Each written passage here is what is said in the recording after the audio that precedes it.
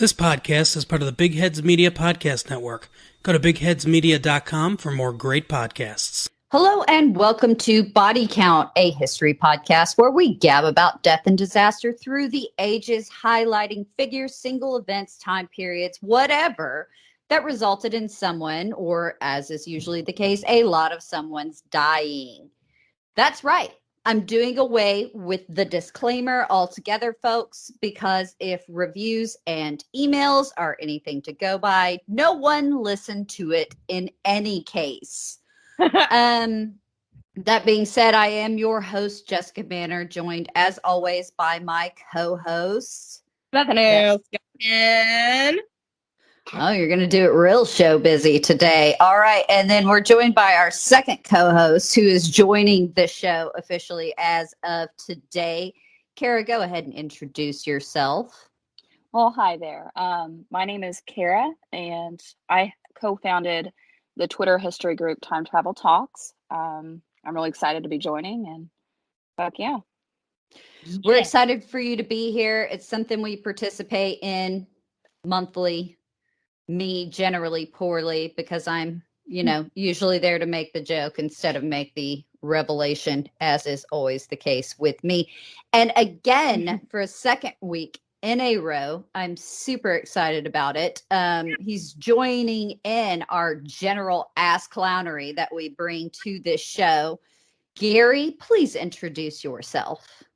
Oh, well, here I was feeling down because I thought I had been demoted to co-host in 1 week. But that was such a nice intro, so thank you very much. For those who don't know, I am Gary Chahot. I run the French History Podcast, and happy to be here. So happy to have you. People really loved it, not gonna lie. They loved you. Again, they loved you. They don't love us. They like Bethany. They don't care for me. She's a Southern belle. But I'm not. Oh, we just cleared this up. She's from Kansas. Your only likability. Oh my gosh. She's a sodbuster. I know, right? I'm there we are. I'm in hiding. She's secret. She's low-key secret. She sneaks up on us. Housekeeping, unfortunately, for all you skippers, is here to stay, but I've shortened it up also quite a bit because none of you apparently listen to that either. If you love this show, go and check us out wherever it is that you listen to podcasts. We're on all the platforms. Do rate and review. Helps us out on the business end. I'm not going to talk about it now. We've got a lot of stuff coming down the pipe soon. Make sure that you follow us and the show on social media. We'll tell you where to find everyone at the end of the show. That being said, same as last week, we have a lot to get to. And I always like to surprise Gary on air with just how entrenched I get in this bullshit when he's on this podcast. Because let me tell you, I got entrenched once again in this bullshit. And the reason that I tell this story the way it does, for all of you history lovers that email me and say, yeah, we get World War II. I am also pointing out that I have gotten a million emails this week, also pointing out that we don't get World War II. So I'm kind of trying to split the difference between both of you guys. That's because you get World War II, and I do, but I don't. So there's your email there. I've solved it for you. Wait, did Bethany send all of these emails? Are we sure? No, I don't know. That's not convincing. It's Bethany. I thought maybe it was, because they're always from like Butterfly Lover 69 or some shit. But no, it was not Bethany. It's not Lisa Frank 69, whatever they are. So it's been an interesting barrage of emails, to say the least, this week, because I'm trying to split the difference this week between I get fucking World War II and bitch, I have no idea what you're talking about. Like, it is And never the two shall meet, unfortunately, with our listener base, which is always really interesting to me. It's like everybody from the United Kingdom is like, oh, we get it. Get to the story. And everybody from the United States is like, wait, back up. What are you talking about? Shut up. I hate you. Wow. So it's a real interesting divide. Do you feel personally called out, Bethany? I'm used to it. It's okay. She's our There's- stand-in for America, so that's why. Ooh. And that Crap.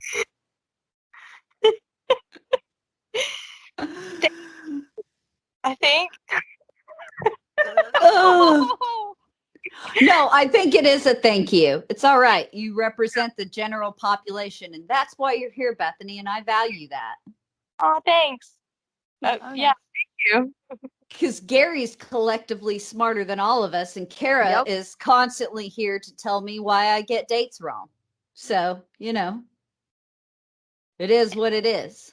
I was that asshole in history class, to be honest. And I was that asshole that stood in front of classrooms and still got it wrong. So it is what it is. So are we ready to begin our adventure? I tried to make it a little shorter this week. I tried to put things in context of where we are in a timeline a little bit better for everyone while still trying to weave a yarn, as is my want. So we last left off last episode. It's 1934, I believe.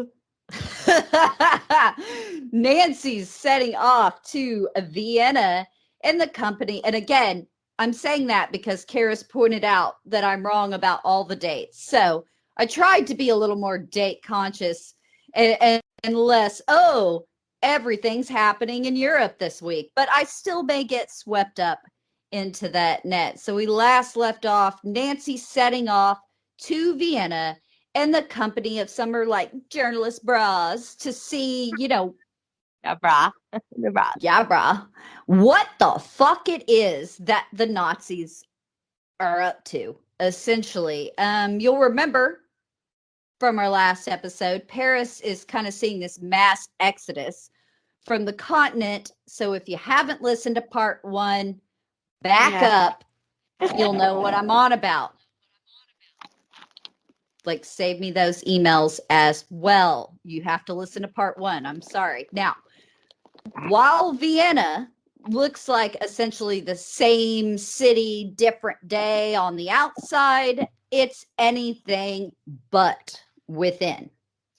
It is now just like this congealed human hideousness because, as we all know, the Nazi party had moved up and set up camp in earnest. They're just camping out hard. So that it's basically all that awfulness is already happening at this point. And it's evident. You can see it. Oh, it's evident. We're going to get into why it's evident. So basically, the Nazis are essentially your college roommate's girlfriend who's moved in full time and taken down the bathroom mirror to snort her coke off the living room coffee table, in essence. That's the Nazis in Vienna. It's kind of a Casey Anthony situation. So I wanted to paint a picture. I would say Jodi Arias, but maybe.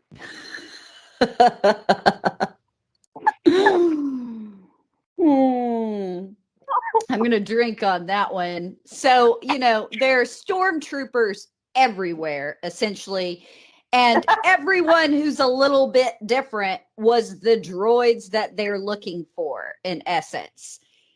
Basically, Vienna has gone to Nazi shit, for lack of a better term.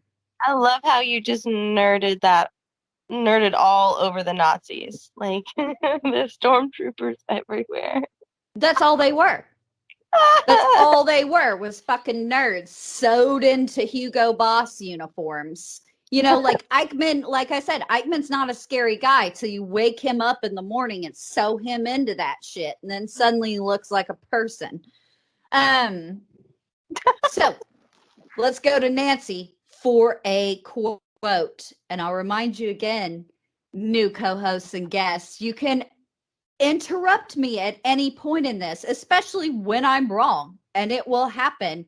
Chime in, interrupt me, throw shit in. So let's go for a Nancy quote. What I'll never forget is being in the main square of Vienna and seeing these poor, unfortunate Jews being tied to these massive wheels that were rolled along, with them being turned over and over as the wheels turned. And even as they went, these huge fat brown shirts were beating them with whips. I couldn't believe, just couldn't believe what I was seeing. I mean, you wouldn't treat a cat like that. Right there and then, I made up my mind that if I ever got the chance, I would do everything in my power to hurt them, to damage the Nazis and everything they stood for. Bitch, yes. Yes, she is what we might call a ride or die bitch, historically speaking, I assume.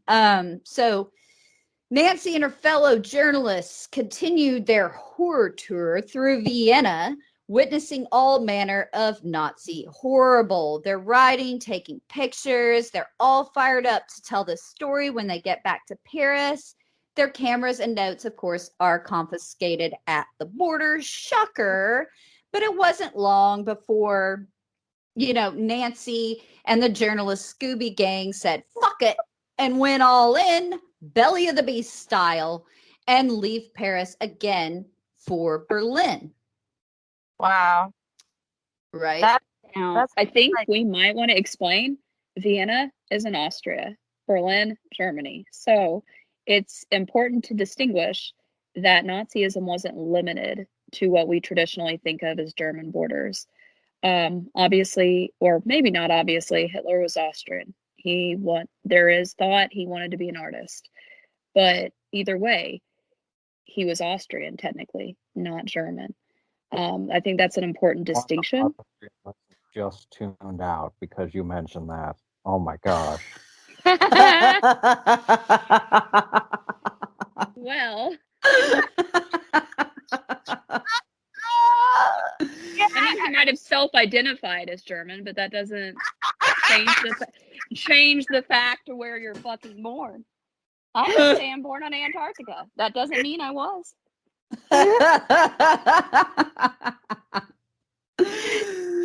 Oh, I'm really excited for as we get into this, because Gary, you just made me laugh out loud. And Kara, there I go, assuming shit again that people knew, a difference of place. I assume everybody had geography. So, hey, I had geography, just doesn't mean that I remember that shit. See what I mean? Spoken like a true American. God bless Bethany. And God bless the United States of America. Oh, God. Peace, you guys. Okay. Oh, Jesus, sweet Lord. So if Nancy was disgusted in Vienna, it was nothing to what she's going to end up feeling in Berlin. It was Vienna, like on hyper Nazi steroids, if you will, which I assume is just like tears and their own spunk and whatever Red Bull was. I mean, maybe Jaeger. I don't know. I assume that's Nazi steroids. Just jizz, Tears of failed and artists. hatred. Tears failed artists. Tears that turn into absolute psychotic nut jobs or organized psychotic nut jobs, specifically with racist tendencies. Yeah, you can say a lot about them, but organized they were. Which makes it worse. Well, it would be their downfall. Meticulous motherfucking note takers. Yeah, organized evil. You just wait till the incels get their shit together and organize. We're all going to be in trouble. So essentially, she's watching all this. Wait, I missed that. What? Unless you go outside, then the incels won't get you. It's not untrue. You just have to leave the basement. It isn't untrue. Thank you. That was funny. But what's she gonna do? What's she gonna do to stop it? Nothing. But she recalls in her autobiography, and again, numerous biographers love to relate this, that it kind of made her blood boil. We'll let Nancy speak for herself. To the point, I did not know I had such emotion in me, but I felt that if I'd been handed a gun, I could have shot them dead on the spot. Now, don't doubt it. They were not human. This Nazi thing seemed to have just taken them over and turned them into something that I had not thought humanly possible. But I wanted it stopped, smashed, obliterated from the world. Damn. Yeah. Wow. Well, we're going to see. Which was very much the attitude that she was rocking when she actually watched Hitler speak to the usual horseshit fanfare that Hitler received in Berlin. Now, just watching all those fucking nerds pretend to be, I don't know, magicians and Hugo Boss with their flags and the ritual. Like, again, like I said, take away the ceremony and the bespoke corset uniforms that they were sewn into. They were fucking nerds. But they knew what they were doing. This again, I'm not going to get off on a Nazi tangent, is about Nancy. If there was nothing that she could do for the moment to stop the growing power of the Nazis in their own backyard, she could at very least write about it. That is exactly what Nancy did upon her return to Paris. Because the demand for news about what's going on in Germany and with Hitler was kind of all the newspaper rage. Over the next few years, Nancy continued, as a journalist by day, life of the party at night. She's living the same life that we talked about in the first episode. Cut to 1936. So we're a few years down the road. Hitler has just pissed all over the Rhineland, right? Remilitarized that fucker, just willy-nilly. Hosted that shit show of an Olympics. Mussolini is waltzing ashore in Abyssinia, which, Bethany, The you're going to know. Orange Man. I'm part Italian. I could say it, okay? But the original Orange Man. All right. You can say it. The OG. The Popular Front has actually won the elections in France, which is an interesting tangent all its own. And by July of 36, the Spanish Civil War has kicked off real time. Drink, Kara. Oh, shit. Kara's got a drink anytime I talk about the Spanish Civil War. So, essentially, while Europe is not yet a full-blown dumpster fire, it's well on its way. There's at very least a dumpster full of pre-fire smoke, if you will. Britain continues to sit on her hands under the direction of Chamberlain, and it's during this time Nancy becomes kind of an ardent fan of Winston Churchill, who, of course, as we know, rather ardently lets his opinions be known. And America is shamelessly clinging to the notion of isolationism. Which is bullshit, as you'll look into, because... Sorry, I'll let you go first. No, you go. No, I'm excited. You go, because I want to talk about how not isolationist they really were in practice. Oh, you're gonna do your Chomsky thing before me. Wow. Well, okay. No, you Chomsky me. I'll just look at it from France's perspective, which is just to put this in perspective. Here you have France, which is a free democracy, and meanwhile, to their northeast, you have Germany turning into a Nazi state, and then you have to the southeast, Italy, which is a fascist state, and then you into the southwest, there's Spain, which is falling to Franco's sort of pseudo-fascism. So just imagine you're in that situation and you're like the dog in a house that's on fire. You're like, oh, this is fine. Everything is completely fine. Meanwhile, let's not forget across the sea, America likes nothing if not profit. Okay. So you can bet your sweet ass, although we claim to be neutral, just like we claimed to be neutral in World War I for a time, there was no problem with oil tycoons investing in Spain and specifically supporting Franco's regime. No problem whatsoever. FDR's administration was notified several times. In fact, Eleanor wanted there to be intervention. The most we came was to accepting a few kids, a few refugees.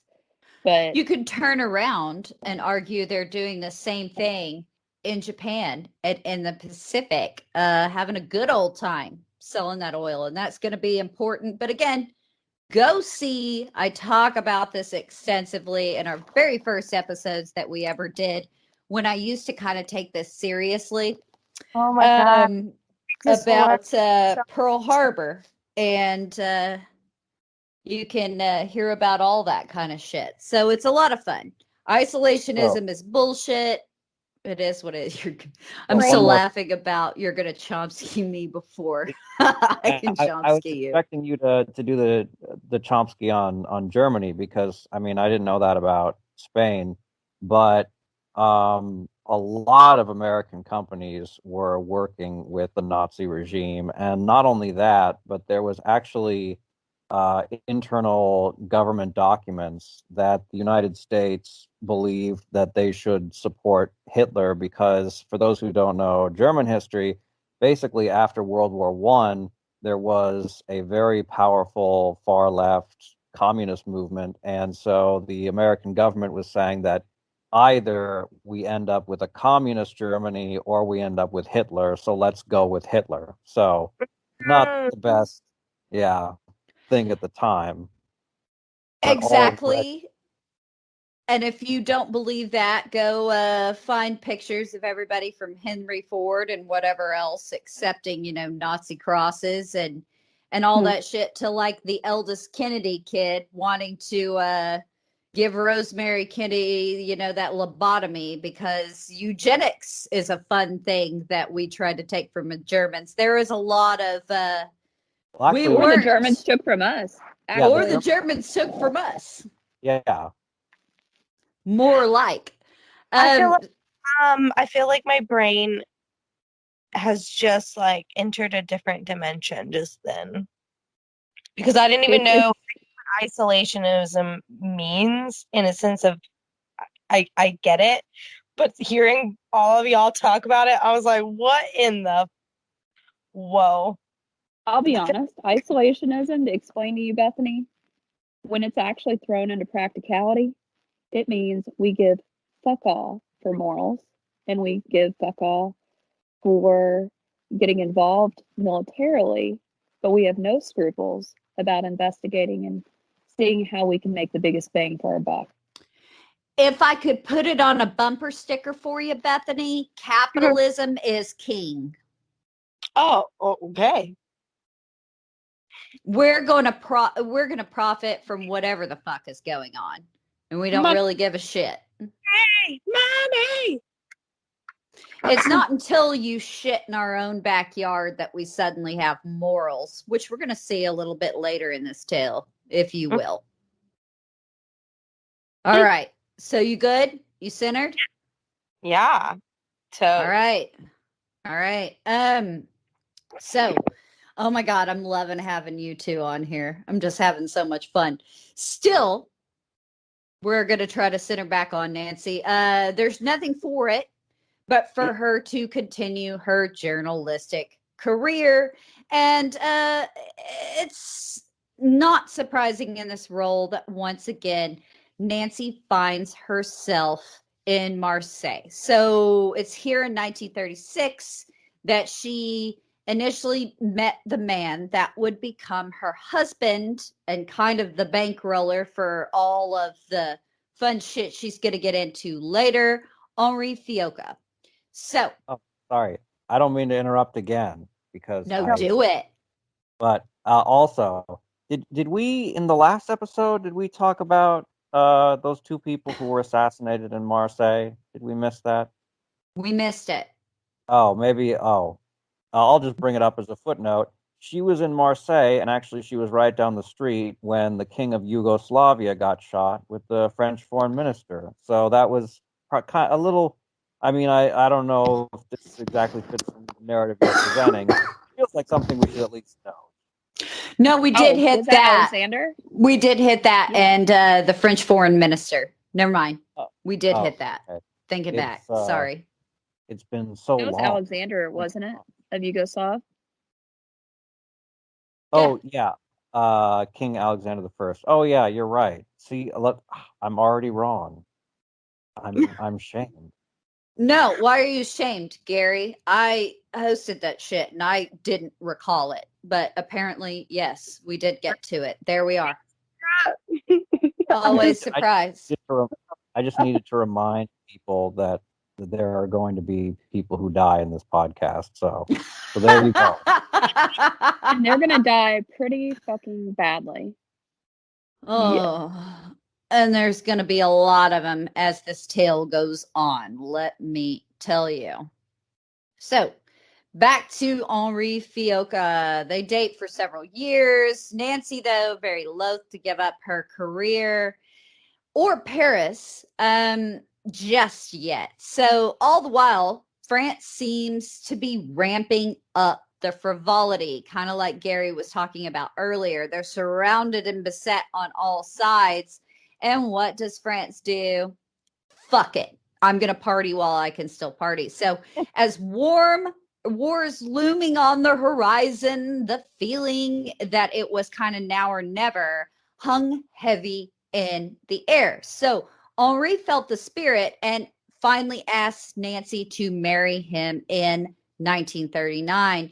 By summer, it's clear to both that war is on the horizon. They decide to make it official before all hell breaks loose.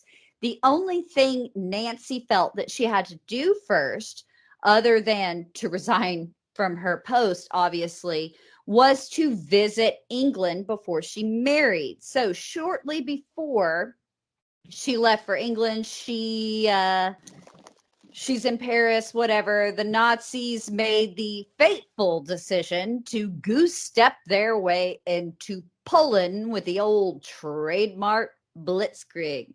So, of course, this is important because this is the moment both France and Britain finally issue, in simplest terms, they finally issue their ultimatums to that mustachioed cock Hitler that if he doesn't get the fuck out of Poland, we're all going to throw down. Let's go, brah. Let's go. Let's go. Let's go.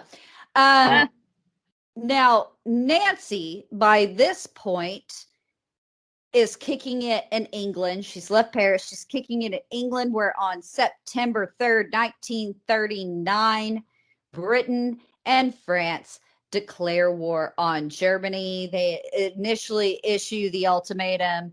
Germany takes a look at it in the Foreign Office there in Berlin and is like, fuck this shit. I'm going to do what I want. Damn. Yeah. It's hashtag heavy, bruh.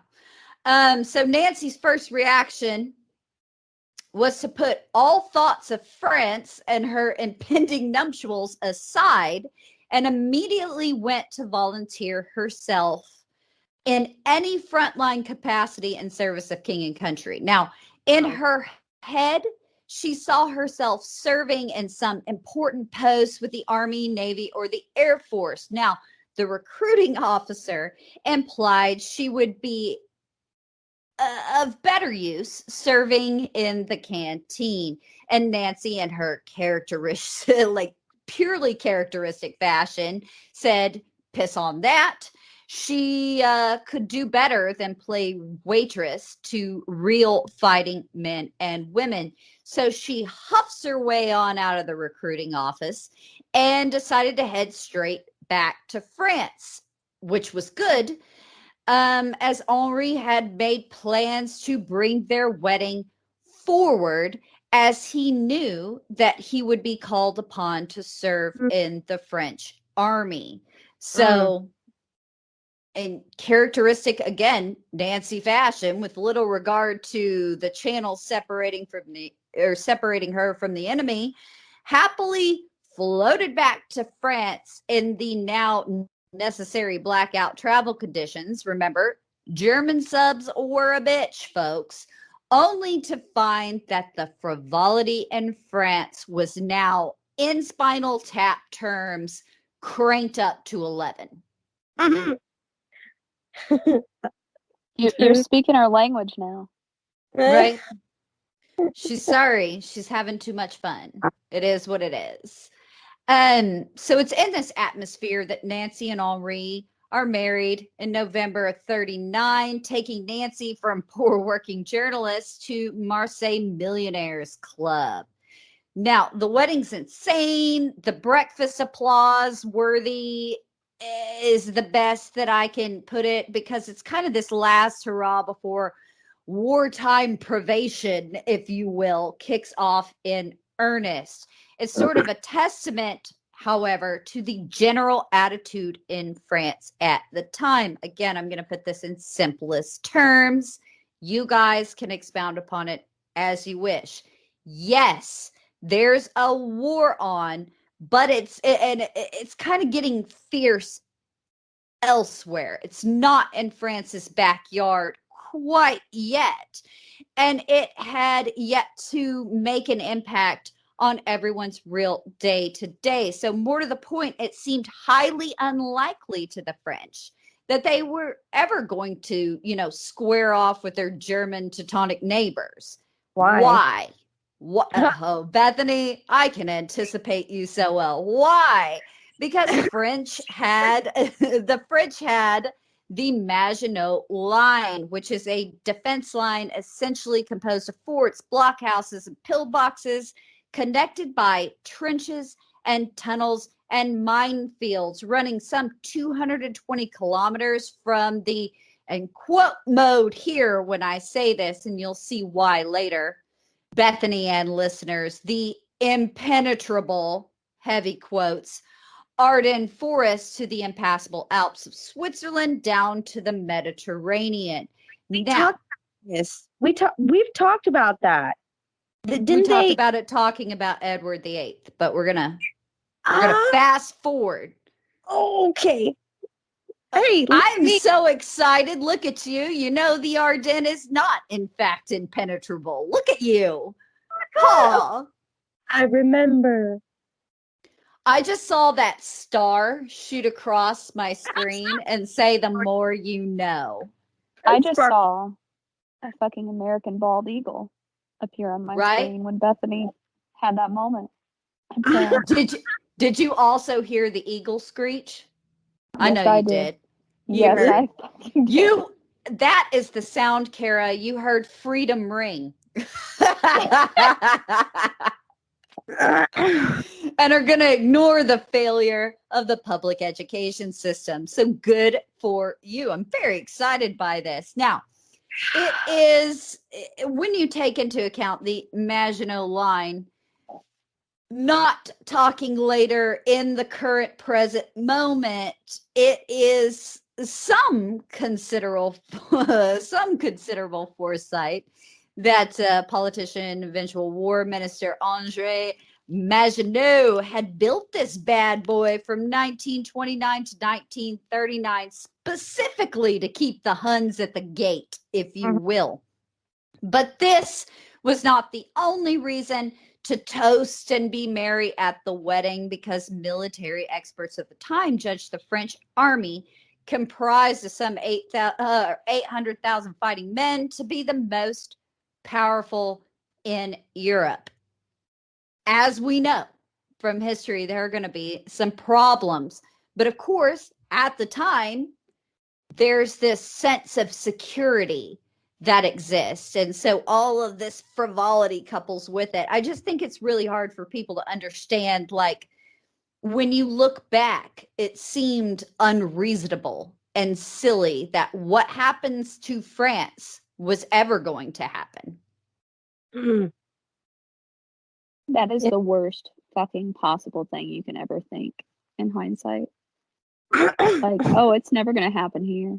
I mean, the appeasement policy was meant to fail from the British perspective.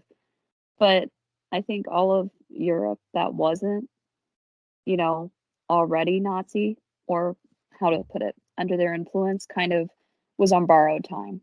It was inevitable. It was inevitable. And we're going to see just how much as we get into this. Therefore, it is no wonder that the attitude at both Nancy's wedding, like I said, in the country at large was like, eh. So Nancy settled happily into her new life as Madame Fioca, only occasionally missing her hard-working days. Cut to around Christmas 1939, Henri receives his papers stating he would be required to present himself for service in the French army, and Henri was more than happy to serve his country. But Nancy'd be damned if she sat on her ass at home while Henri risked his life. She made him promise to give her an old truck before he left, and she intended to use said truck as an ambulance for refugee and French wounded when the time so presented itself. I mean, after all, she thought she might as well make some use of her nurse training that we talked so ridiculously about in the first episode. So is so cool. She was no housewife. She was not cut out for housewife material. I mean, honestly, the White Mouse, she wanted to be driving trucks through the Nazis. Yeah, I don't think she really wanted to pick up the injured. She'd rather drive over the enemy. It's a really interesting thing that she was essentially going to be happy as a pampered, socialite housewife. But like while shit's going on, the war very much made Nancy, and Nancy was very much made for the war. Just her entire attitude. As we get into this, we'll see. She might have been a pain in the ass if she didn't have all this shit happen to her. I feel like she'd have gotten bored very quickly, but here we are. And her thoughts start to be formed.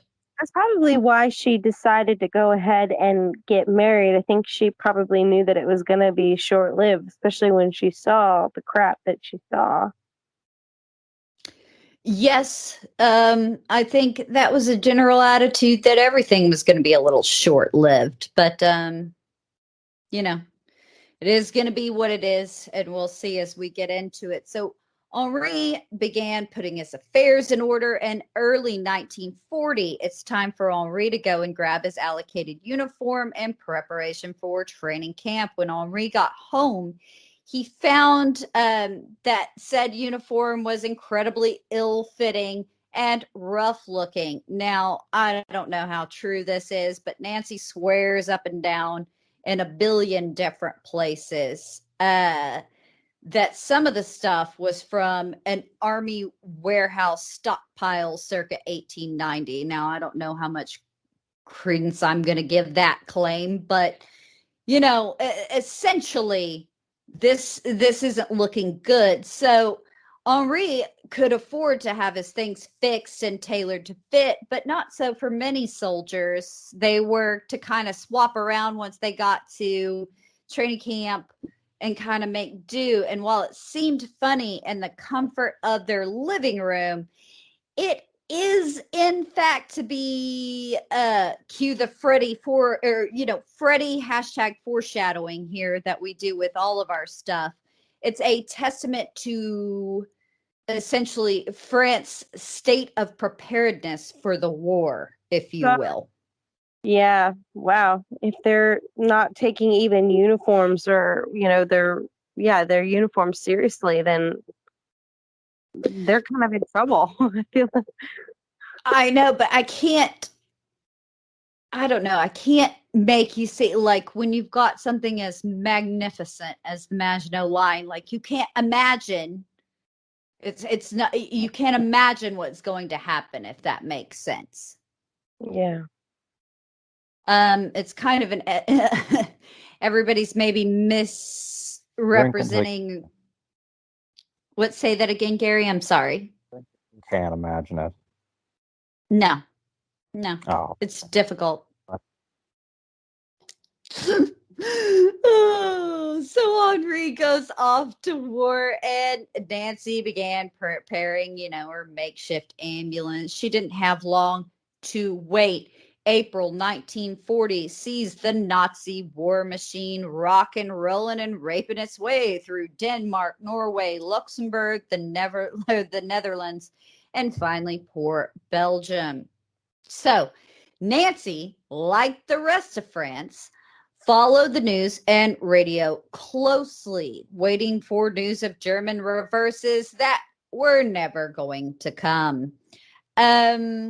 So the frivolity kind of turns down now and is coming to a swift end, because now everyone's saying to themselves, after this little Nazi cross-country European adventure, fuck, like, is the Maginot Line actually going to hold, or are they coming? Are they coming here? What are we doing? Like, what's happening? Oh, fuck. This shit just got hashtag serious, yo. Now, Nancy didn't dawdle, as she took her now ambulance truck and went to work learning to drive the damn thing. Turns out the one thing that Nancy Wake hadn't done was learn to drive, or actually hold a driver's license. So once she got that out of the way, she joins a volunteer ambulance corps on the Belgian border in the north of France, and in typical Nancy fashion, got to work. As refugee traffic is streaming in, headed south, loaded down with people and material alike, Nancy's constantly heading north to the front lines. She would take as many wounded as she could and head back south. So Nancy kind of quickly learned her limited, quote unquote, nursing background from Mudgee hardly covered Luftwaffe, Stukas, or German artillery. And the first aid kit she had thrown together with things she purchased from Marseille pharmacies was not equal to the task of this level of super metal destruction. It was Nancy's first real look at war, but she wouldn't be worth talking about if she just made it through in the, just threw in the towel first sight of real death and destruction. That wasn't Nancy's way. If anything, it just kind of made her harder, and she wasn't necessarily equipped, but she knew she could at least stop the blood flow and try and get the injured and dying to someone that could help. I was gonna say, she didn't seem like I was a nurse, so stopping the blood flow was kind of the opposite of what she wanted to do.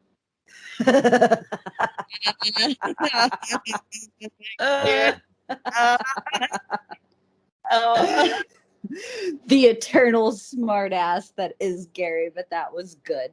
Very good. I was gonna say, I pictured Nancy, like, because you guys have a little bit more background on Nancy. I'm just learning as we go along. It's so much fun. But I just can picture this badass of a woman just being like, yeah, I think her first initial of actual war would have shocked anybody, if they've never seen it before. But she didn't, like you said, she didn't throw in the towel. She didn't run away from it. She probably just was like, okay, and now we're going to put on my big girl pants and we're going to do what's necessary. And I think that's awesome. Well, I think, honestly, part of the reason of why she was, I guess, so to speak, ambulance driving, I can't help but think there was a part of her that thought she was going to, see Henri, that she was going to find him out there wounded and take him back. And maybe she didn't actively think that, but just from, I guess, 80 years in the future, looking back at it, one might think, oh, this newly wedded gal trying to do this, didn't know how to fucking drive, but then just becomes an ambulance driver picking up wounded people. mysteriously at the time that her husband's fighting. Suspect. No, Not that I can blame her. You can find that in a lot of biographers, and there have been a billion, as we know. This comes from a billion different goddamn people. It's been, unfortunately, Nancy Wake's one of those things that everybody and their dog has written about, literally. So there are always conflicting this, conflicting that. Her own autobiography, I can assume, was ghost written by somebody. Who the fuck knows? But it all seems to lead toward a consensus that as she's doing this, she's sort of thinking of, well, I hope that somebody's out there doing this for my husband if this is the case. So yeah, no, Kara, I think you're 100% on her impetus and going into how she kind of looked at this. Yeah, and at least she's doing something. And regardless of what it is, I think if she can see her husband coming in an ambulance, maybe she can do something to help him. I don't know. I get it though, and I'm here for it. That was kind of where she was coming from. So she's at her work on May 10th, 1940, hashtag not a great day. The Germans skip merrily through the Ardennes. Now, as it turns out, the Ardennes was far from impenetrable. As we know, the Maginot Line didn't extend that far north. The Germans, as it happens, were making some pretty good goddamn time through her, if you will. So Nancy's continuing ferrying the injured in the face of this pretty aggressive, to say the least, forward march. She quickly lost confidence, as she puts it. And again, this is summarizing her words from various sources. She quickly loses confidence in French military might as she witnessed disorganization, lack of resources, and total confusion. And again, these are Nancy's words, but I think they ring true in a lot of sense. She continued moving refugees south as fast as she could, but it became clear that the entire French military structure in the north is collapsing. Now, Nancy and her comrades decide to grab everyone they can and get the hell out of Dodge before their position is overrun. And it seems that the British at the time would essentially have the same idea. Chamberlain had by this time resigned in favor of Winston Churchill, who had already delivered the famous blood, sweat, and tears speech. So just a few weeks after, with the idea of victory, these dual ideas from that speech of victory and survival still kind of ringing in everyone's ears, it was decided that without survival, there can be no victory, if you will. Now, while Nancy's still trying to get home, Britain pulls her troops out of France via Dunkirk. So Operation Dynamo was in a sense a real boon for Allied souls, but in the short term, France is being stripped of all but the last of any serious resistance, if you will, to the Nazi jackboot. As Nancy's ambulance finally gives out, she walks into a hotel just in time to hear that the Germans had occupied Paris and that France had indeed fallen. Damn. What a fun point in time that must have been. Are we going to talk about Patan? No, I wasn't, but you can go ahead. The what? So, General Patan. So basically what ends up happening, France is occupied. there's what we would call Vichy France. There's going to be from this point on for a while. Oh no, I'm you're gonna going there. like Oh, I'm gonna go there. Oh, No, yeah. I'm gonna go there. I'm just not there yet. I'm sorry. I should clarify. Yeah, we're definitely gonna talk going about there? it. Okay. We have to go there in terms of Dancy. Well, I apologize. I want to I explain a little bit misunderstood. about the Yeah, no, I want to explain a little bit because I was fortunate enough to go to Paris last fall, and I went to the French Resistance Museum, or the Jean Moulin Museum. It's right across from the catacombs for anyone that goes there. And one of the most interesting things that happened, and there is speculation on why, General Pétain, who was a World War I general for France, he was considered a hero. But by all accounts, he was senile at this point. And No, we're very much going to get into it. Wait to bring up that point till we hit that high note, if you will. Okay, it's hard, but yes. I'm sorry. It's hard. Hold on to it. Clutch it to your chest. Hold on to that feeling. And everybody can fucking run with it when I get there. So, just again, there, please. Sorry. I wasn't listening. I was listening, but I don't think I registered when you said Pétain. Like I was. We'll get to it. In Nancy's words, talking about the occupation of Paris, people were stunned. They simply couldn't believe that after everything they'd been told about how strong the Maginot Line was, how Germany was on the edge of defeat, that it was over so quickly. And propaganda is not always accurate. Holy shit. Do you not, based on everything that we've experienced in the year 2020? You don't believe that? Oh my God, Kara. Sweet Jesus, how could you have missed that? I hope he sensed mine. Again, which is an understatement, like I said, of the 20th century. As we know, the German war machine managed to capture the flag, if you will, in less than 6 weeks. This leaves Britain all by herself, quote unquote, against Nazi Germany for the moment, as both the U.S. and the USSR say, thanks, but no thanks, and are for the moment not involved. Nancy finally makes it home to Marseille, and in her absence, Marseille has been soundly abused by Mussolini with no word from Henri. So Marseille's been soundly bombed by Mussolini. She's got no word from her husband, continuing in the vein of bad to worse news. Again, our famous Great War hero, Marshal Pétain. You know him as the bra that led French forces with distinction in the Battle of Verdun, becomes prime minister on June 17th, 1940. Are we expecting American people to know what that in French bra means arm, and it wasn't an actual bra that led France? Or were you saying bra like bruh?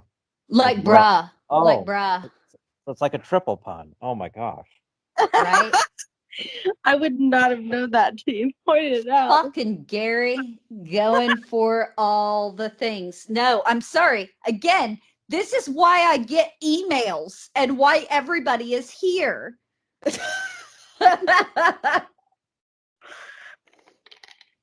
I assume too much. Damn, Gary, that was good. Perfectly, actually. That was great. What?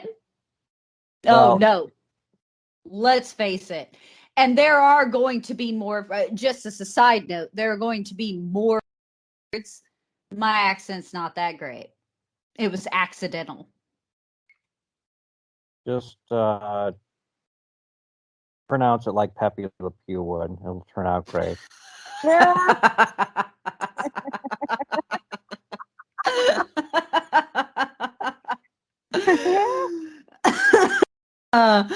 Oh, Gary, you crack me up. So, I gotta quit laughing. Hold on, give me a second. Whew. The mascara I uncharacteristically wear is gonna run. So Nancy, like many others, was shocked to hear Pétain basically tell the French to make the best of a bad situation and just reconcile yourselves to German subjugation. And while Nancy Wake certainly wasn't down to clown around with that nonsense, as we know from Nancy's character that we talked about in the last episode. Again, we know that de Gaulle wasn't either, based on the fact that he said, fuck this noise, fled to Britain, and formed the Free French government in exile. Exile, I might add. Right? Not like emphasize this enough. In exile. Abroad. He was not in France at this point. Sorry, I want to emphasize that because it's an important fact. Now, you might add, what was this washed up old general doing in charge of Vichy, France? Well, I might say in March of 1939, that fucker was that fucker was in Spain. Guess what he was doing? Cuddling up to Francisco Franco. And I might add, furthermore, you go back to the Rift Wars, and there actually is proof that that fucker actually taught Franco in at least one or two classes. What? Which is interesting, in a military academy. I shit you not. So, for your fun fact, Franco suggested him go back to France as a sacrifice. Him also, Franco at this point, seeing the writing on the wall, knowing very well what was going to happen, and knowing very well that that could continue to be a buffer between Spain, who would remain, and I quote, neutral during World War II. But I'll tell you, Franco was smart in that he played both sides as time would go on. I'll leave it there. But that's a fun aside for you. Kara, you must now drink. You've talked about the Spanish Civil War. Oh shit, I have to open another bottle. I was saving this bottle for tomorrow. But alas. Tough Titty said the cow to the kitty. Drink. 'Tis the rules. Fair. I didn't make them. Them's the rules, Kara. They're Bethany's rules. No. They're Bethany's rules. And she makes a lot of drinking games out of this show, which is why we have so much fun. So I say that we assume, but it's now being pointed out to me that that may not, in fact, be the case. I'm going to say some of us all be familiar with the whatever happens, the flame of French resistance must not be extinguished, yada yada speech that de Gaulle is going to give. Either way, it struck a chord with Nancy, who lived at this time in a part of the nation that was still free enough to listen to him on BBC radio.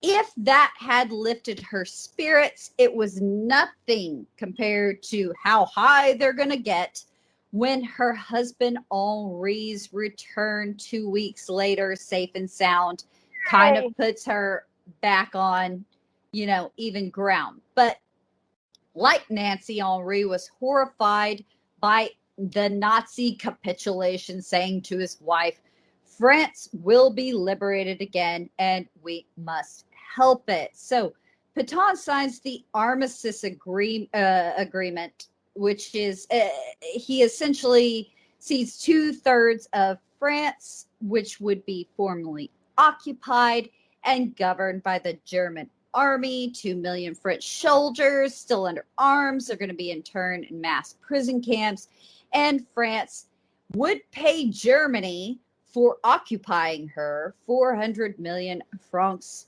per day. We know the drill. Again, I assume we know the drill. No, I don't. Okay. Well, then I guess we've all learned something, listeners. Yes.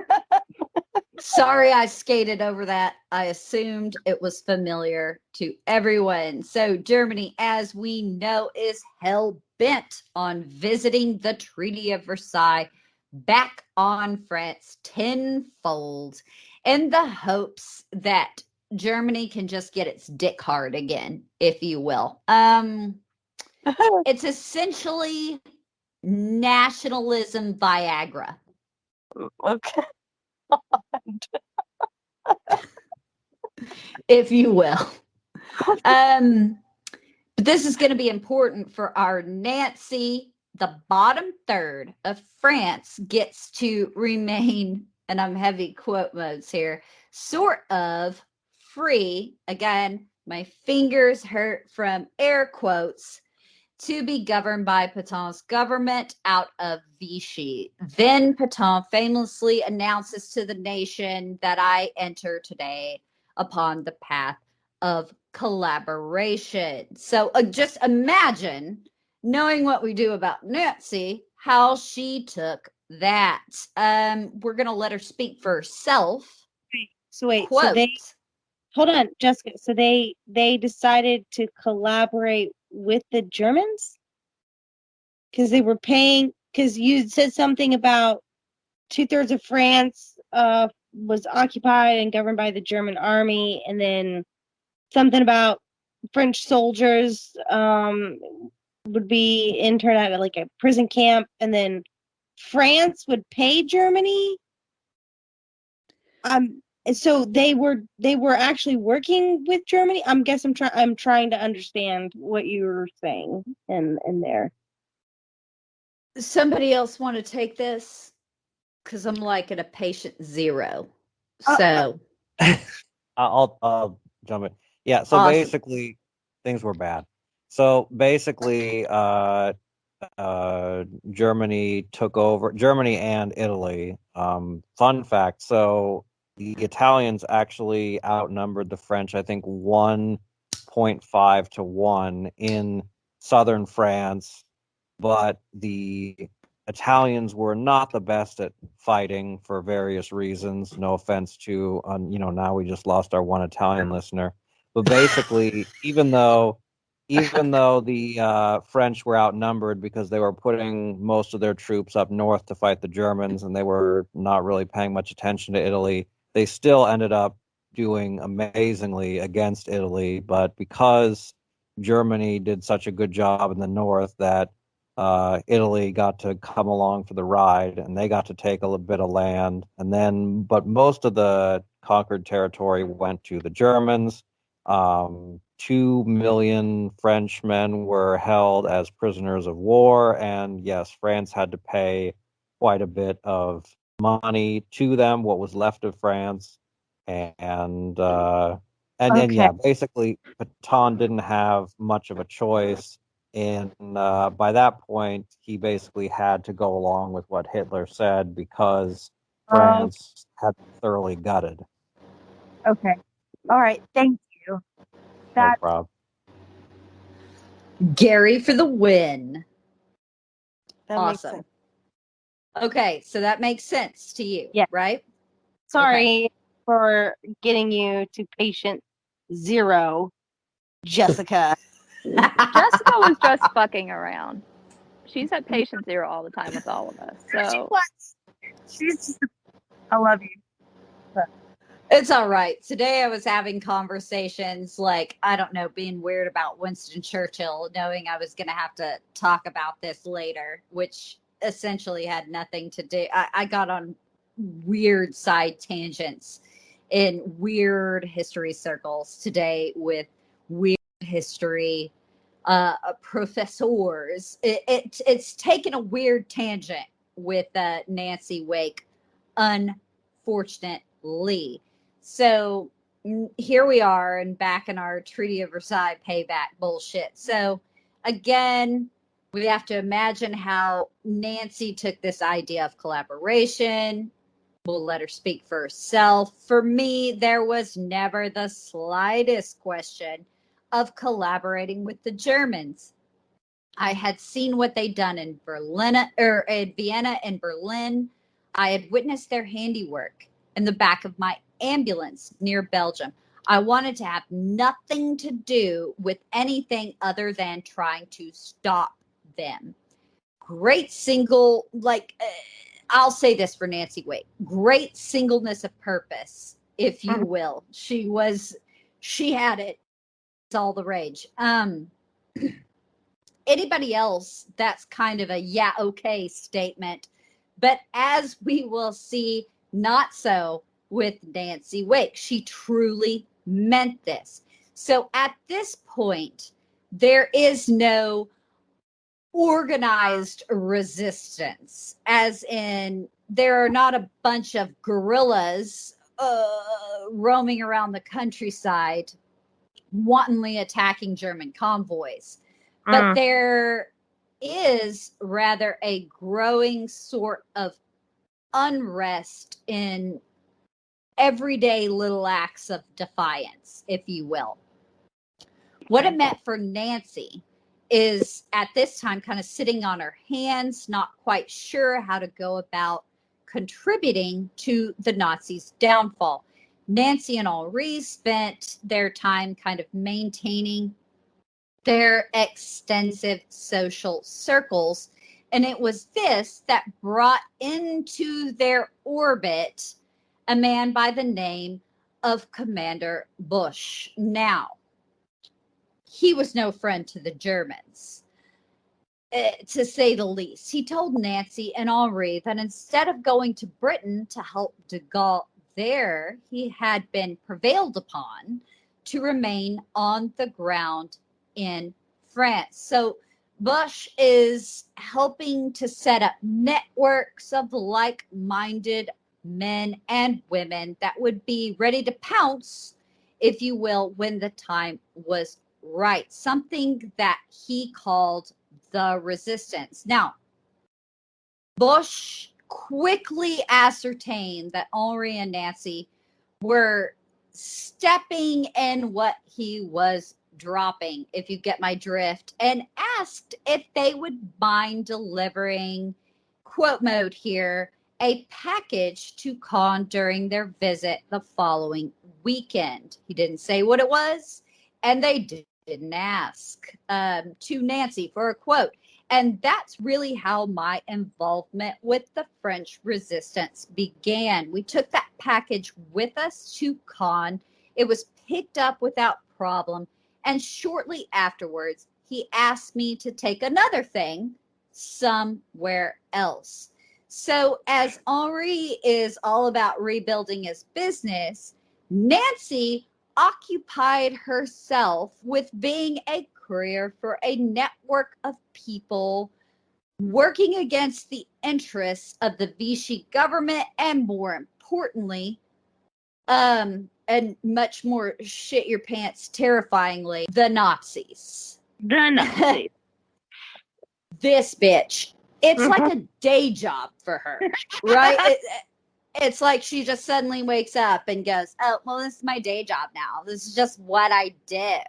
She woke up and said, essentially, I'm going to be a resistance fighter today, and Hitler can go fuck himself. Yes. For lack of a better term, it was literally an overnight transformation. She was just waiting for something. And then once she had it, she's like, okay, now everybody fuck off. I've got my thing that I'm doing, and I'm going to do this without fear.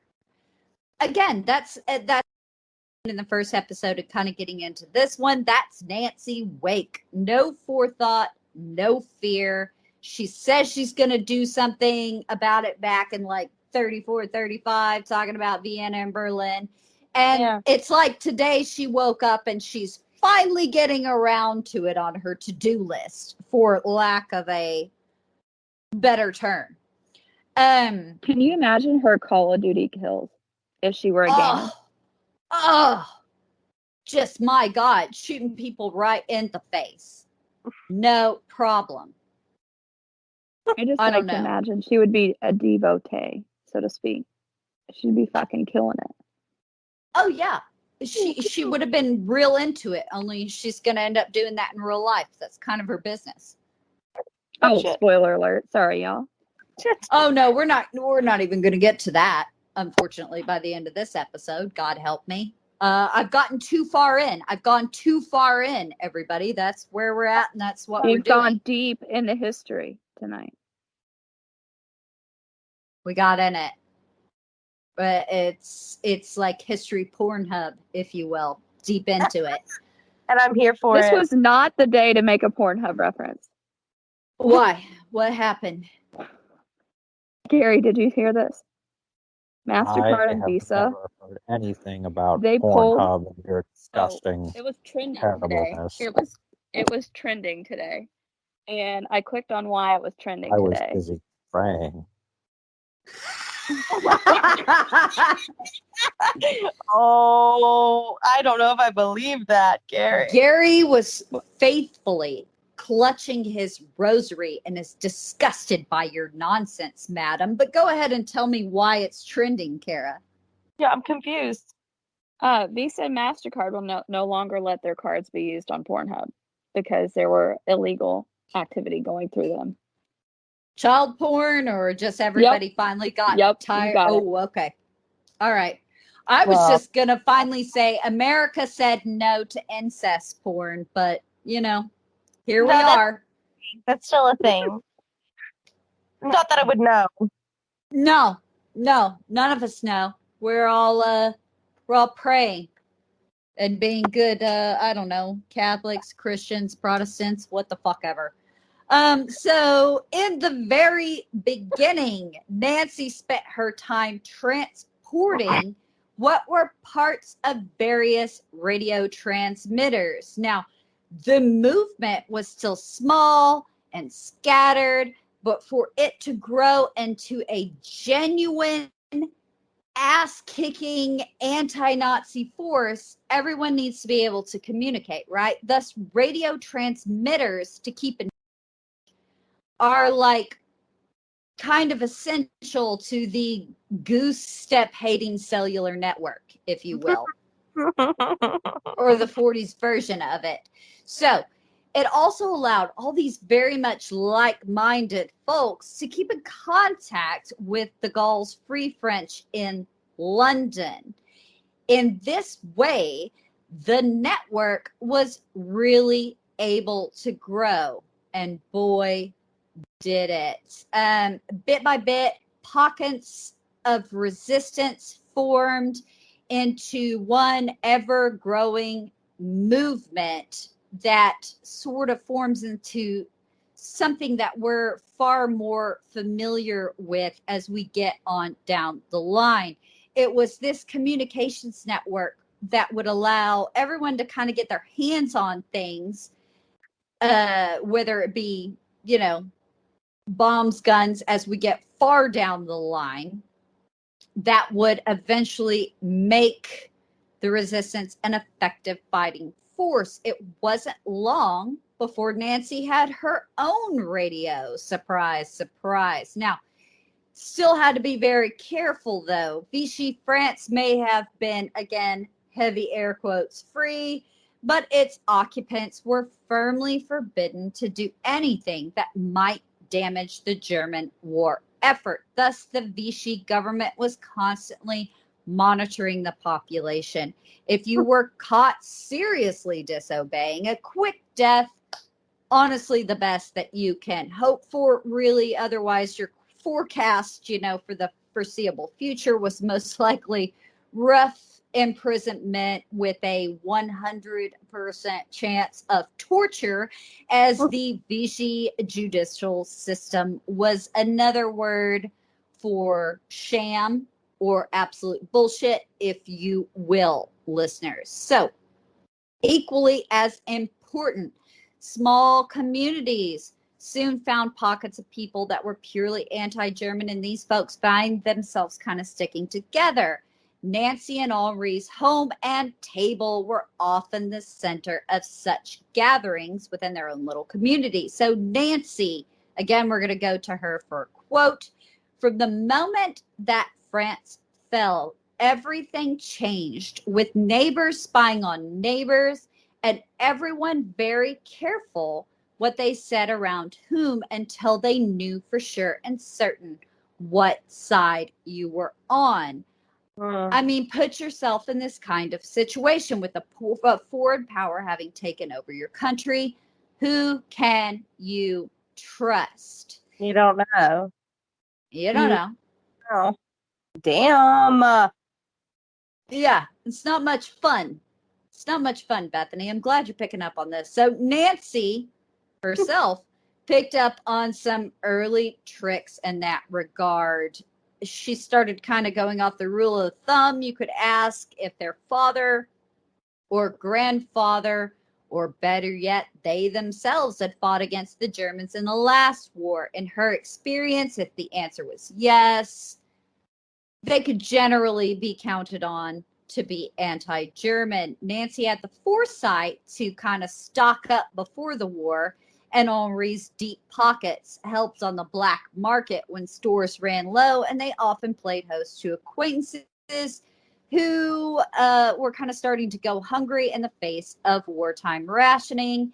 This would also be helpful in her endeavors in the early days of Nazi resistance. Again, back to Nancy.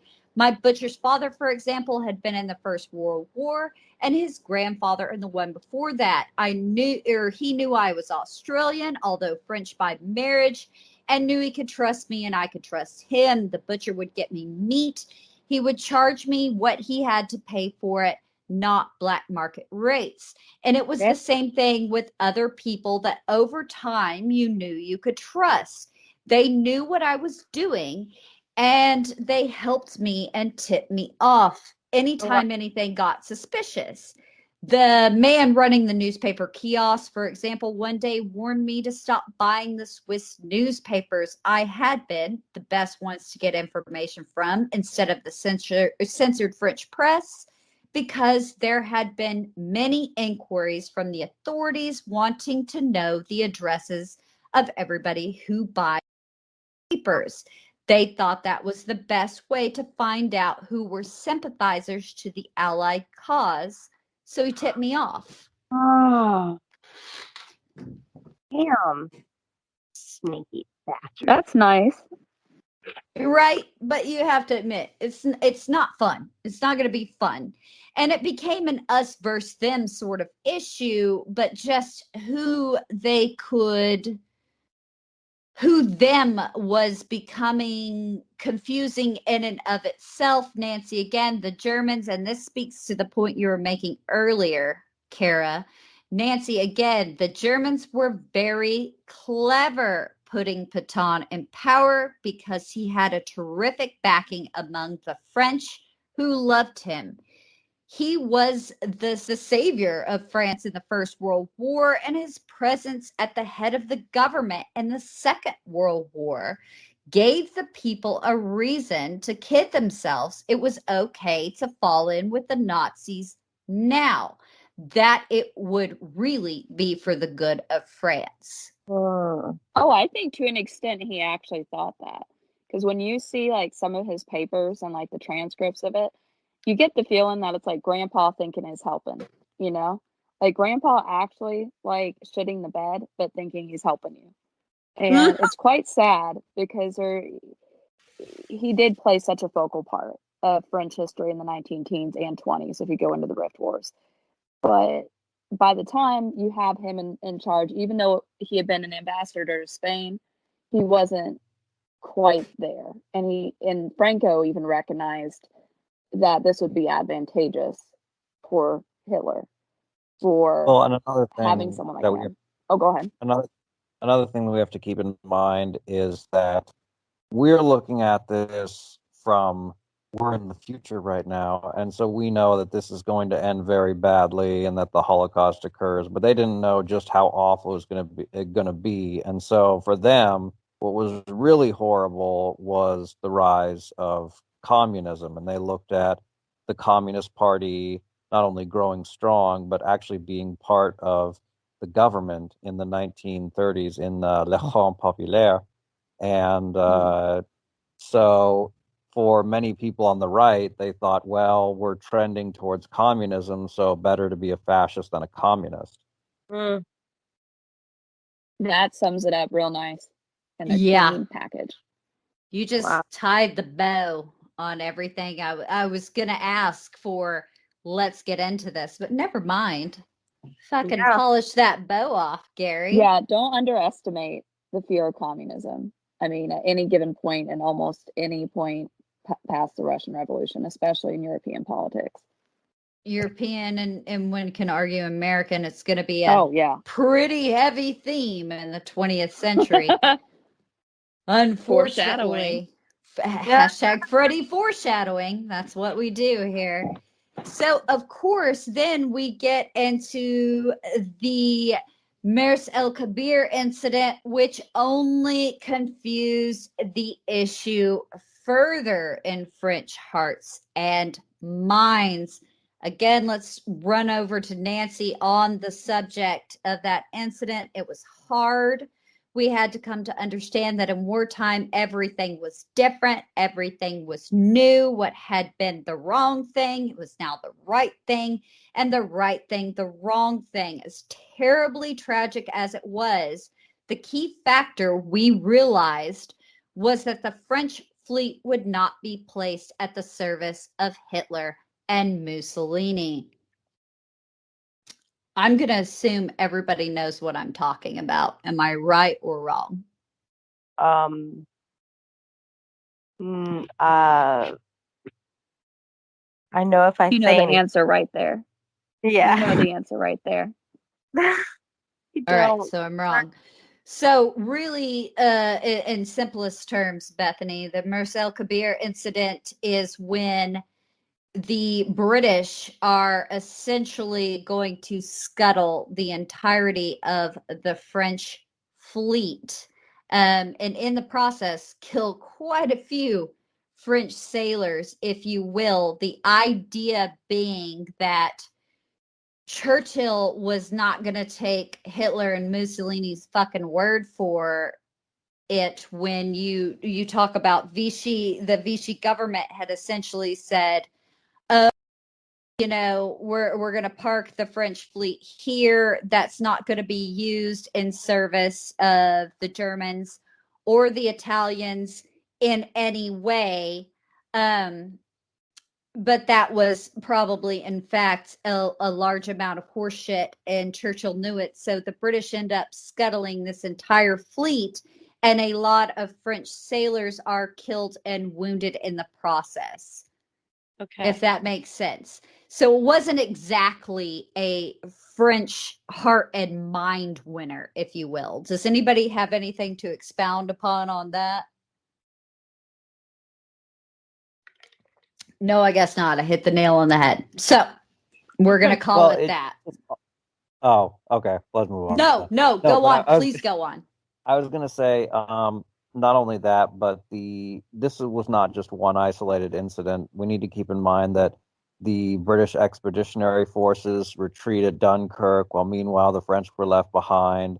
The fact that Churchill didn't want to commit a large number of airplanes to the fight in France because he figured France would fall and he wanted to keep them back, and the slow mobilization of the British in the build-up to war basically made many French people think, perhaps not too inaccurately, that a lot of the British leaders were not really committed to standing beside France. So the attack at Mers El Kabir was not a singular incident. Oh my God, Gary, again, just like professional present wrapper there. Like, put it in such a bow. Thank you. Excellent. Oh, so as it were, with Nancy, we know where she's at. We know where hearts and minds are at. This is kind of what we're working with. Now, when they weren't having their anti-German gatherings at home, Henri and Nancy would often dine out at their familiar spots where they knew the staff, if you will, always well away from any visiting German officers. It was there one night that they made the acquaintance of a British Army officer interned at Fort Saint Jean as per the armistice agreement. As long as these British officers gave their word as officers and gentlemen not to try and escape, which is going to be very much a feature of the early war, if you will, not so much later. They could be out during the day, but must return at night to the fort. So he and Nancy get to chatting, and she wanted to know how many officers were there, if their basic needs were met, and what she could do to help, etc., etc. Now, Nancy promised that her connections and Henri's wallet were open to them by the end of the night. She promised to get them cigarettes, food, and even a radio to follow the war via BBC. Now, the next day, she and Henri met with the officer and his friends, and that night they picked up everything Nancy had promised to provide to the Brits. Soon, she and the bros up at the fort are tight, thick as thieves, if you will. So much so that aside from the work that she's doing as a courier for the still originating sort of French resistance, she also now is getting progressively more involved with the British resistance network forming in France. Got to give it to her. Like when she goes all in, she's all in. So badass. That's so badass. I think that's awesome. Not intentionally. She just kind of happened to run into it and was able to talk her way in. I just think that's freaking awesome. I love this. That's the thing about her. Like once she's in, she's like, fuck a Nazi. Like whatever I can do. She's whatever all or it's nothing. like all or fucking nothing. All or nothing. She very much is that person. If it was a thorn in the Nazi side, she was fucking there for it. Let me put it this way. So she kept supplying goods and information, and the officers were often to be found in their home with the rest of their little anti-German knot of friends. And Henri never once questioned opening his wallet for Nancy's newfound British comrades or the British resistance movement any more than he did for the French resistance, all on Nancy's behalf. Nancy on the subject, never once did he complain. He loved England. He admired the British. He'd done business with them, and he respected their methods and their integrity. So he was very generous. He sometimes would say wistfully that he wished that he could find me alone more often, as there always seemed to be men in the house. But that was the end of it for Henri. So not only that, he gave her the rough equivalent of 25 pounds a day in francs, knowing full well that she spent most of it on her undercover work.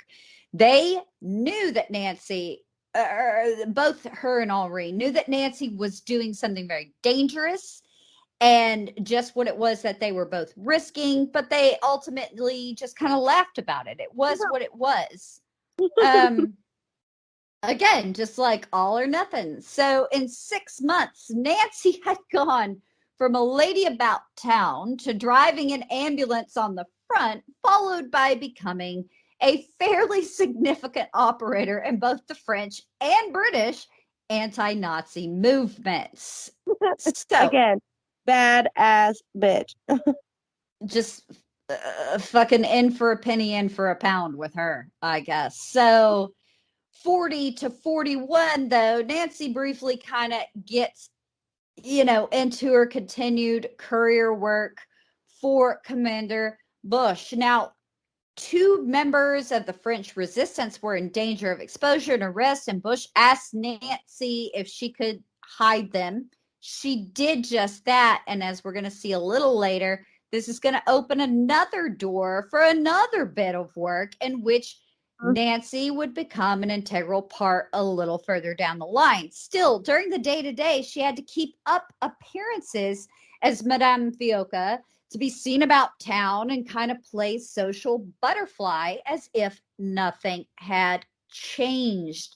Nancy had become, important enough in her courier trips, far-flung enough that she now had forged identity papers and an undercover story posing as a secretary to some random doctor. She was, of course, a British subject, which would get you quite a few looks in occupied and Vichy France.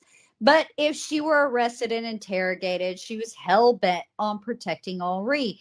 Nancy had it in her head that no matter what they did to her, she would be damned before she gave them anything real or of value. We'll kind of remember that first episode. She wasn't going to get on that grassing train ever again, and it would be something that she would kind of hold with her as time goes on. Most of the time, she could avoid scrutiny from officials by pretending to be her employer's mistress if someone looked at her papers and wished to know how a humble secretary could afford to be so well traveled. It was what afforded Nancy so much freedom while she was playing I Spy, if you were. Men were looked upon with suspicion, but to those dick-measuring Nazis, a hot chick could hardly be categorized as the enemy. Nancy, quote, I played the part of a giddy French woman who didn't give a bugger about what happened in the war. I was a good time girl. I used to give Germans a date sometimes 3 or 4 times if I was away on a long trip, and give them a little bit of hope. I played the part. I should have been an actress. Hell yeah. That's fucking sweet. Yeah, she's just so blasé about the entire thing. Like, damn, all right, whatever. It worked. Now, despite being incredibly useful, her efforts at this point, she kind of gets in a slog. To her mind, seemed all for naught in 1940. The only bright spot to Nancy's mind being the Battle of Britain. April 41 sees Germany invade Yugoslavia and Greece. Nancy just couldn't understand how they could be everywhere at once. So she's doing this courier shit as we're kind of going through her seeing this in view of, a current events lens. She was shocked when the Germans flipped and invaded the Soviet Union on June 22nd, 1941. Reports indicating at this time they're advancing steadily. She was perplexed by the reaction of some of her French friends when they took heart at this news because, of course, they still remembered our good friend Napoleon, who had the bright idea to invade Russia and sincerely hoped that Hitler might be brought equally as low by it.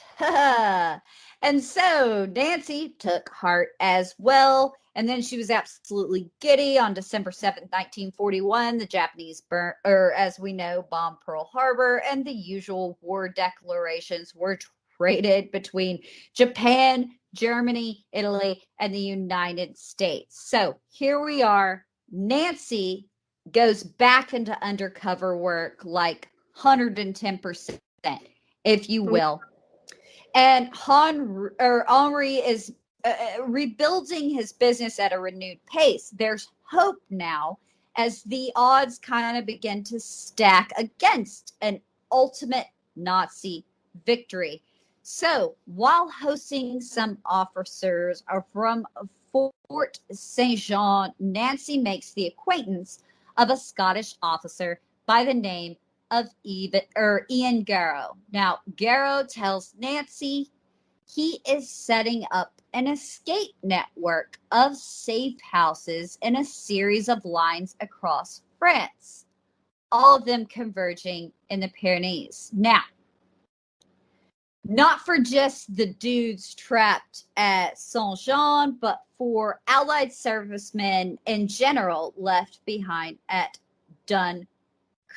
So not just the dudes trapped there. We're coming back, circling around. It's going to be for anybody and everybody in these networks that are forming across the country in order to help everyone needing to escape the Germans or the Vichy police. Now they would move them from safe house to safe house until the escapees essentially reach Perpignan, where they would meet guides to take them across the mountains into, as Kara told us earlier, a fairly neutral Spain and on to Britain.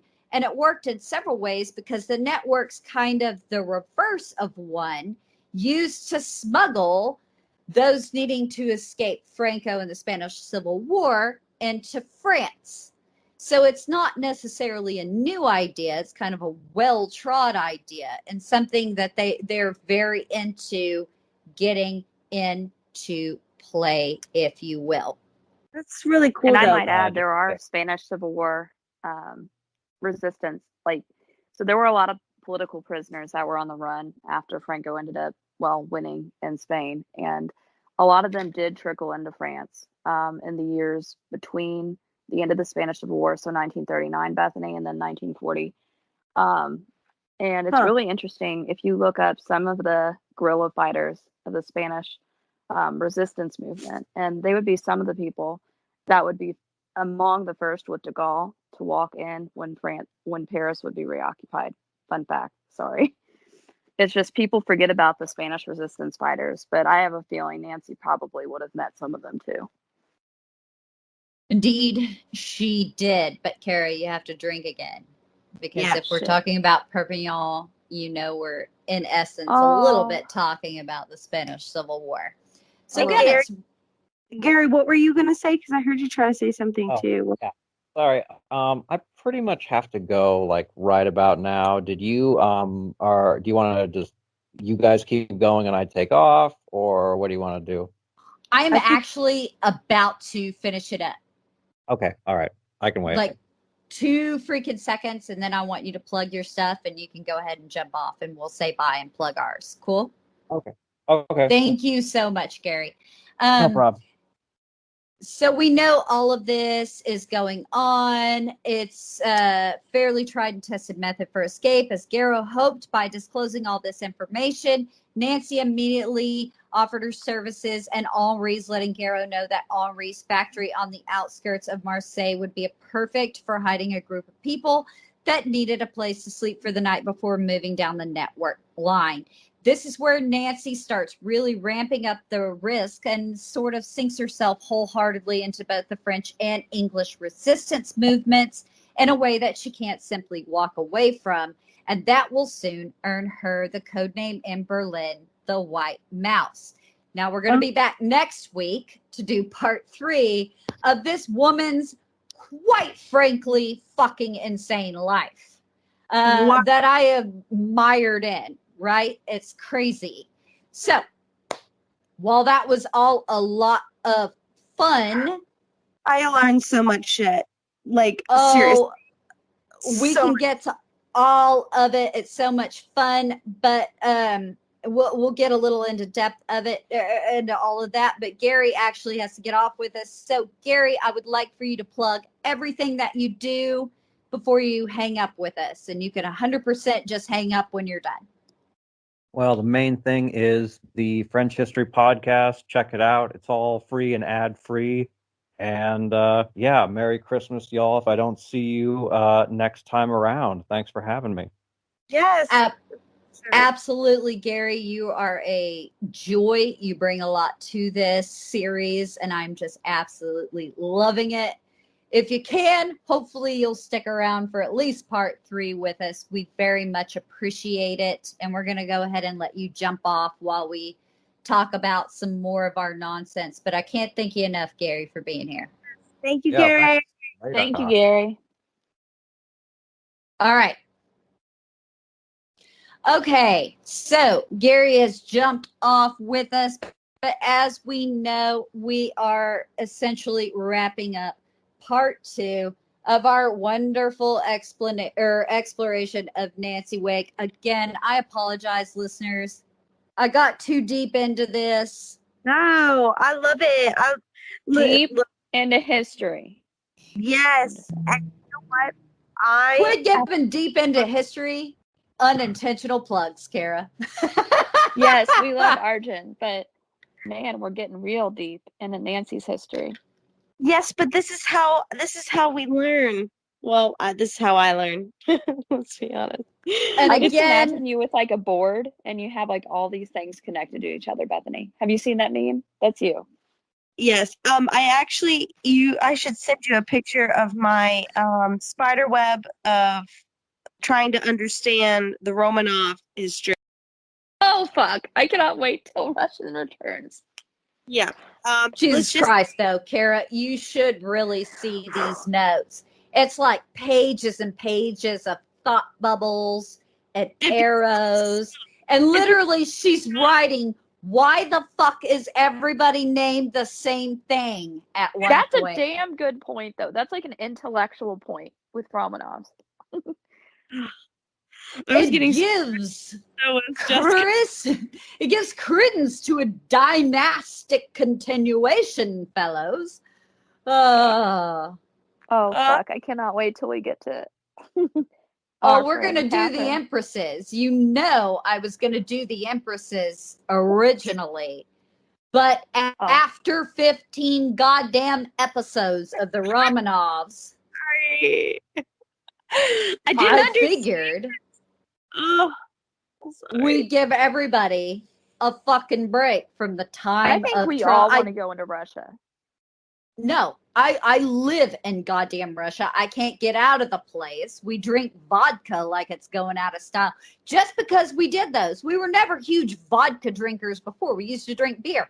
Now we just guzzle vodka and think about people being popcorn strung on strings around Red Square. It's the entire theme for this show, 15 episodes in. So, Kara, I'm very glad that not only have you joined this show as a co-host, and you're going to be doing all this shit, and guys, just FYI, we're going to be breaking it up. Some episodes, 2 of us may be on. Some episodes, 3 of us may be on. We're going to start doing midweek episodes. We're going to start putting out Patreon content because Kara can also help with research, which I am fucking drowning under because for whatever reason, I can't just tell a 1 episode story about something. I am 2 episodes into Nancy Wake, and she has not done anything significant yet. Oh, that's not true. That's not true. I guess compared to the rest of her life, which is a huge steep hill. I mean, she lived to be 98. So there's that. The bitch has ages of things to do. That's the problem. She also lived to be God's grandma, which just makes it fucking tougher. God's grandma. I love that. Nancy's going to haunt your dreams for that one. Yeah. Nancy constantly haunts my dreams. I have found myself ass backwards once again in a Russian Romanov situation and something that I just wanted to be an easy 2 episodes. But here we are again. I think Bethany and me are going to have to find ways of getting you into like smaller arcs. Yeah, good luck. I've been trying for over 2 years. I can't help myself. A week into it, I start squatting like Gollum in all these JSTOR printed articles going, my preciouses, right? Like I have an entire room no one is allowed to walk in because I've made a Sherlock Holmesian-esque, like there are pieces of yarn on the floor like pointing to these articles that are all lined up in some crazy line in which I'm telling a nonsensical story and missing the central tenets of the world war in which we find ourselves. That's the problem. Oh, but I love it. I'm here for it. I will soak it all up. Whatever you give me, I am here for it. That's a wonderful thing. That's why Kara's here. She's here to draw in all my fucking sidestepping nonsense that I and be like, here. But the main point is this. And back to center. Let's breathe. And Why are you looking up the speeches of de Gaulle and Winston Churchill, bitch? This is not important to this story. No, de Gaulle is important in his story, and he can fuck off. Sorry, guys. No, he can fuck right off. No, John Lynn is where it's at. I would rather be a fucking hero that dies a hero than the guy that ends up where people want to throw bricks at him. Amen. So, Amen. And I'm also kind of glad that Gary did point out the fact that, in a way, Ton didn't pick himself, and he is kind of backed into a corner, right? Because he is 100%. Yeah. I kind of went into this ready to throw some stones, if you will, and be like that motherfucker. But that is a very good point. No matter Here's the who lion it was, of Verdun, yeah. exactly. The Germans picked well. I think Nancy summed it up rightly in her quote. They chose well, and they chose for a purpose. They were going to get somebody into that train car to fuck them, and who better than Patton, like a literal symbol of a nation. So I feel bad for him, but at the same time, I also have to say, you just have to shoot me in the fucking face. I'm sorry. Yeah, and it's sad because, he does live to 1951, and his legacy, can you imagine the first half of your, legacy, you're a fucking hero? And then it's like the Batman expression, you live long enough to see yourself become the villain. And yes, I think there was complicity, but I also think, given how can one say no to the Nazis? One doesn't say no to the Nazis. That's the problem. You end up dead and someone else takes the role. That's how it works. And Exactly. I do think, like I said, given what I saw in the French Resistance Museum, there were lots of letters that were there that they had, thank God, the English translations, but he really actually did struggle with the decision because he wasn't completely stupid. He knew what the Nazis were going to do, and he really thought that more lives would be saved by signing an armistice with them. I agree, but he should also know the spirit of his countrymen, and la resistance was going to happen no matter what he did. But I agree, Kara. I struggle keeping that in mind when I look at it, that he's trying to save folks, but at the same time, there's always kind of that spirit in France, isn't there? Like, fuck you. That's what's beautiful about France, in my opinion. It's the ultimate fuck you country. Oh, that is why I love them. That is why I'm a great lover. In fact, wait, did you just end it there? That's why you're a great lover? Because of France? Well, actually, what happened in France? Oh shit, Sex in the City. Here we go. You knew it. You knew it, Bethany. Sex in the fucking City is tame. Oh, but I'm not also gonna say that it also didn't get to I didn't know that about Pornhub. You actually informed me of something was that really a trending story today? It was. I'm not Since this is body count, we can talk a little bit about that. Fuck, they need to get their shit together. Well, this is 2020. I do know that a former or a retired MLB umpire was actually arrested in a sex trafficking sting or something like that. I saw that not too long ago as well. Is that just the fucking hobby of the rich now? Just to be a bunch of goddamn Jeffrey Epsteins? Yeah. Words out of my fucking mouth. Out of both of our fucking mouths, apparently. But no, guys, I know I always give France a lot of shit, but I'm really glad that we got to this episode because this is why I love France. You can't keep them down for long. It's like one of my favorite memes I've ever seen was actually sent to me by Kara. It's like the U.S. is calling France. It's the ships. Yeah, it's the ships. U.S. is calling France, the 1700s. Be like, yeah, bras, we really need your help with our revolution and everything. And they're like, bankrupt. Sorry, can't. It's against the British. And then it's like this thing of launching 1,000 British ships. They're like, all right, or French ships. It's like, all right, we're fucking on. It's on, bruh. Let's do It's this. like the enemy of it's like the enemy of you is the enemy of us. Hell yeah. Oh yeah, here we are, bringing me and Kara's most sought after historical hottie, Lafayette, to the shores of America.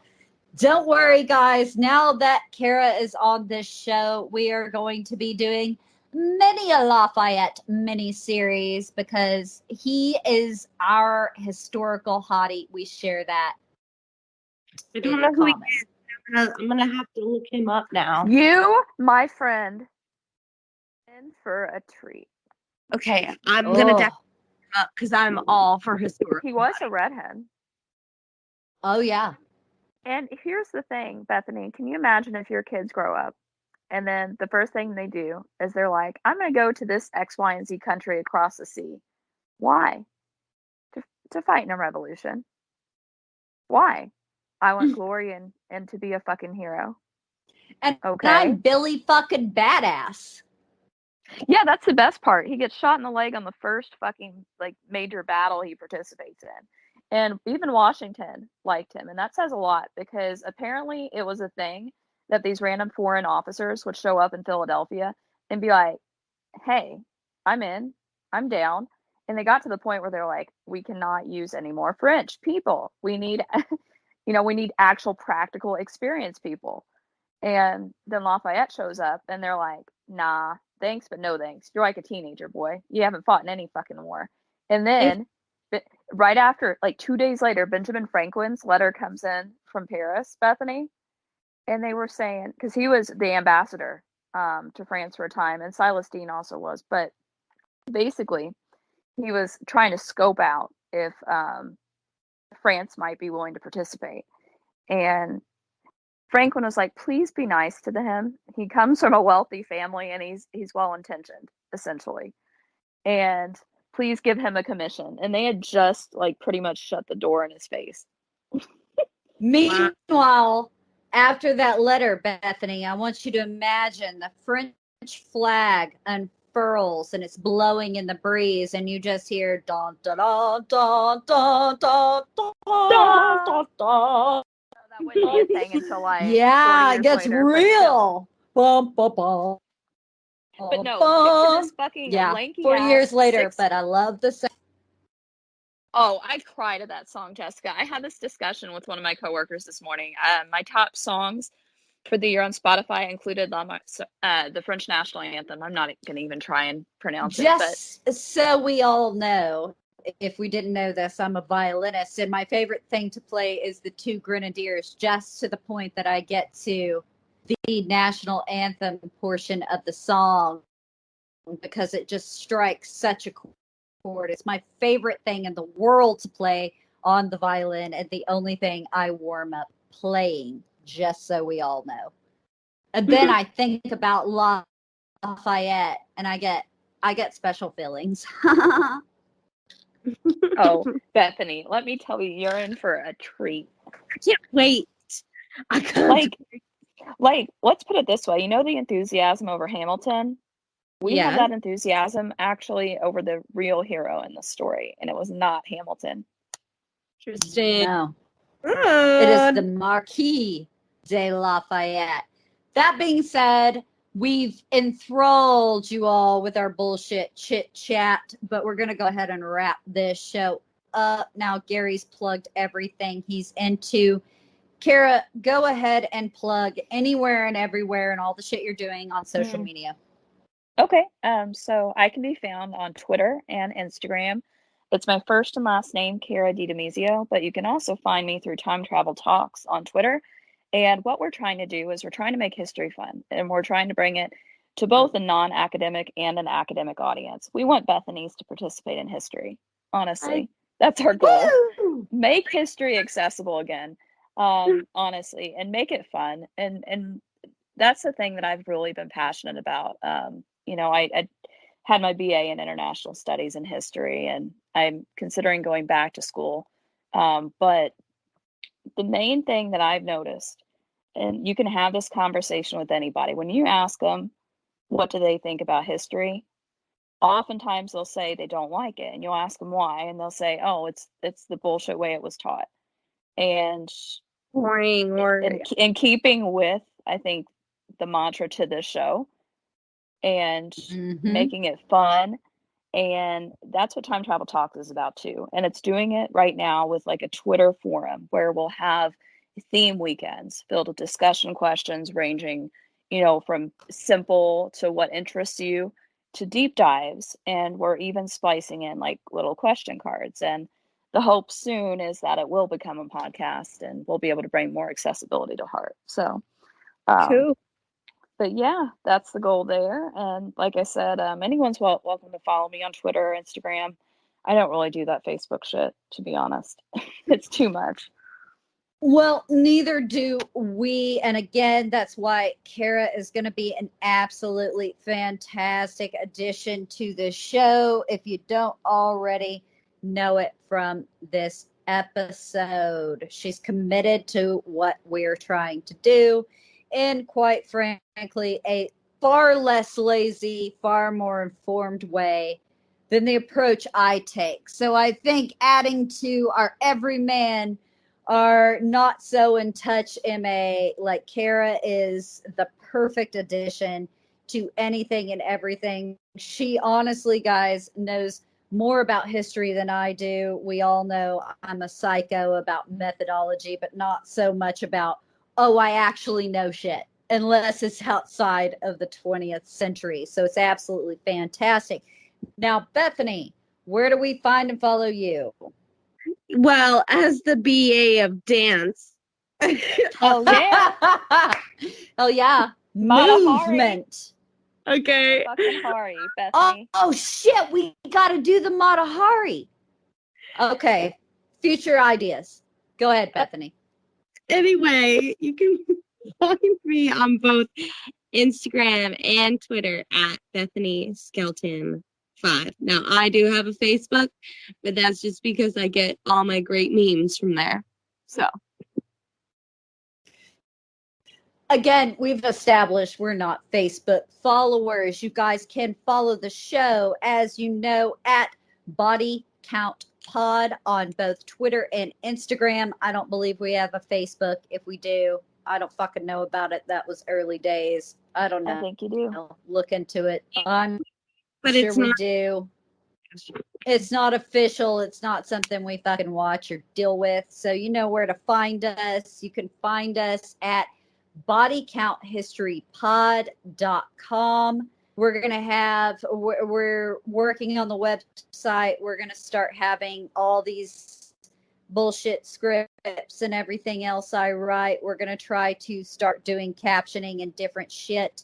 We're going to have actual Patreon content as we get into this. But for now, we have a lot of things coming down the pipe. A bunch of you are going to be excited to know Warren's going to be back on the show soon. We have 2 other guests I think everybody's going to be really excited about. Talking about my favorite fucking drama queen and all the people that accompanied him. If you know anything about me, you know exactly who it is I'm talking about, and you're gonna get some more on it as we get into January. In the meantime, this month we're just focused on trying to finish Nancy up in as quick and clean a way possible. Now, if you want to find and follow me, I am Jessica B. Manor, MANOR, like the house, not the behavior, on both Twitter and Instagram. And you can just watch me senselessly retweet whatever it is that Kara retweets, and also put out my own nonsensical bullshit thoughts. So it's going to be a lot of fun. You guys already know from following us on social media, you can reach me and the show at Jessica Manor at bodycountpod.com. Again, I challenge you to break up my emails and make them as weird as what George Norris must be on Coast to Coast AM. So let's stop making them bitchy and start making them fun. if we could do that for me, that would be great. That being said, that's going to wrap up our show today. We will be back at you next week with part 3 of Nancy Wake. Again, everybody, please take to social media. Welcome Kara to the show. And I don't have anything else to add. Anybody else? Nope.